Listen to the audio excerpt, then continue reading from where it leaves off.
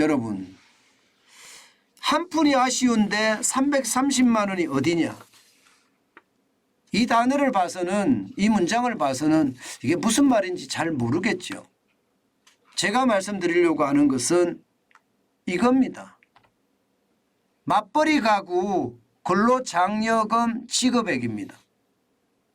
2023년에 올렸습니다. 330만 원으로 말입니다. 물론 맞벌이 가구라고 해서 모두 다 근로장려금을 주지 않습니다. 이게 버는 기준이 있겠죠. 그 기준에 따라서 주는데 330만 원까지 줍니다. 1년에 330만 원, 이게 뭐 적으면 적은 돈이 될 수도 있습니다. 그렇지만 우리 같은 중산층 입장에서 본다 그러면 330만 원은 한 달 월급이에요. 결코 적은 돈이 아닙니다. 한 달 월급이면 12달 월급이 아니라 13달 월급으로 1년을 사는 거니까 그만큼 도움이 되겠지요. 그게 현실이라고 저는 보입니다. 보시는 것처럼 근로장려금이라는 게 있습니다. 근로장려금은요, 참 희한하게도요, 근로를 하는 저소득층에게만 지급을 합니다. 근로를 하는 저소득층에게만요. 예를 들어서 단독가구 같은 경우는요, 이게 적어도 2,200만 원 미만 벌을 때 지급을 하고요. 맞벌이 가구 같은 경우는요, 3,800만 원 미만이면 지급을 합니다. 얼마를 지급하느냐? 단독가구 같은 경우는요, 지금에는 150만 원을 지급했지만 올해는 165만 원을 지급하고요. 호벌이 가구 같은 경우는요, 260만 원을 지급했지만 올해는 285만 원. 그리고 맞벌이 가구는 300만 원을 지급했지만 330만 원을 지급합니다. 330만 원을 지급하면 이거 제가 봐서는 이게 나쁘지 않다 이렇게 생각이 들어요. 나쁘지 않다. 여러분 생각을 해보세요. 이게 근로를 하는 사람한테만 지급하거든요. 근로를 하는 사람한테만. 그러니까 330만 원이면 적지 않죠. 또한 자녀장려금도 마찬가지입니다. 자녀장려금도 70만 원에서 80만 원까지 올렸는데 이것도 그저 주는 돈이 아닙니다. 그저 주는 돈은 절대로 아닙니다. 반드시 일자리가 있어야 됩니다. 일을 하고 있어야지 이것도 주는 건데요. 마찬가지 연소득 4천만 원 미만이면서 내 재산가액이 2억 4천만 원 미만이면 대상자가 됩니다. 내 재산 가격이. 연소득이라는 게 있습니다. 4천만 원. 이게 근로를 해야 되는 거예요.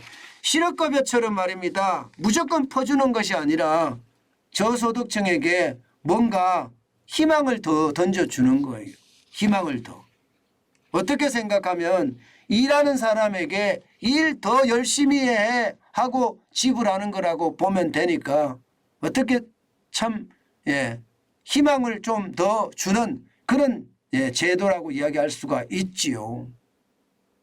실제 여러분, 실제로 제가 말씀을 드렸지만 소득 기준이라는 게 있어요. 근로장려금이나 자녀장려금을 받으려고 하면요. 단독가구는 2,200만 원 미만이고요. 호벌이 가구는 3,200만 원 미만이고요. 맞벌이 가구는 3,800만 원 미만입니다. 자녀장려금은 4천만 원 미만이고요. 재산가액은 2억 4천만 원 정도만 되면 된다. 이렇게 이야기할 수가 있습니다. 실제로 말입니다. 여러분, 근로장려금이나 자녀장려금 굉장히 많이 나가고 있어요. 2009년만 하더라도요. 4,537억 원이 나갔는데 2019년에는 4조 5,049억 원. 역시 문재인 정부에서 돈을 많이 풀었습니다. 2020년, 2021년, 2022년 계속해서 4조 5천억 대입니다. 그렇지만 여러분 실업급여보다는 낫다 하는 생각은 들어요. 실업급여보다는. 왜냐하면 일을 하는 사람들에게 줄 수 있으니까요. 문제는 여러분 이게 근로장려금을 주고 자녀장려금을 준다고 해서 가난에서 탈출할까요? 가난에서? 이게 쉽지가 않습니다. 이 금액이 여러분 근로장려금이 4조 5,049억 원이죠. 예, 2020년에는 4조 4,683억 원이죠. 예, 그리고 2021년에는 4조 4,732억 원이잖아요. 그런데 작년에는 4조 5,212억 원이에요. 이 말은 여러분 가난에서 탈출 못하고 있다는 뜻이에요. 받는 사람들이 더 많아진다는 뜻이잖아요. 그게 참 아쉽죠. 예, 많은 사람들이 사막의 오아시스 같은 거다 이렇게 이야기는 하지만 사실 말입니다.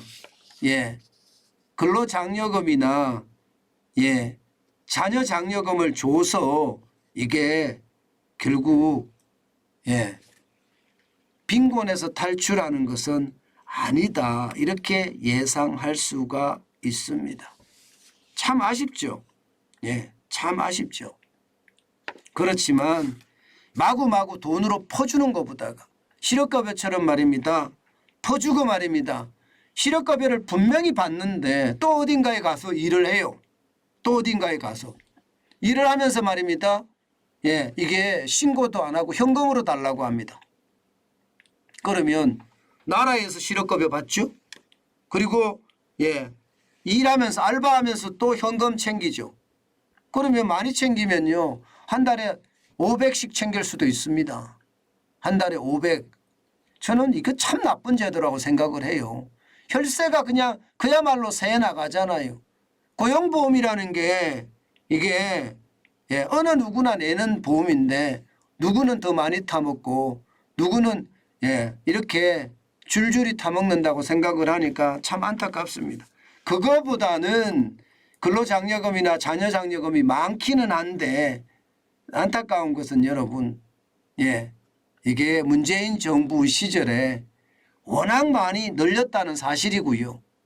또 하나는 예, 이게 많이 지급하나 가난에서 탈출하지 못한다는 것 이것이 참 안타깝습니다.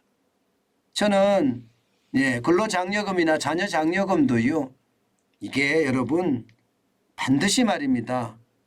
나라 수준에 맞게끔 나라 경제력에 맞게끔 나라 예산에 맞게끔 이게 효율적으로 편성이 돼야 된다. 그 말씀 다시 한번 올립니다. 참 안타깝지만 말입니다. 예, 오늘도 말입니다. 대한민국에는 예, 어려운 분들이 진짜 많습니다. 요즘 같은 위기에 진짜 많은 사람들이 위기인데 근로장려금이나 자녀장려금이 예, 뭔가 사막의 오아시스라고 이야기하는데 사막의 오아시스가 아니라 인생의 오아시스가 됐으면 합니다.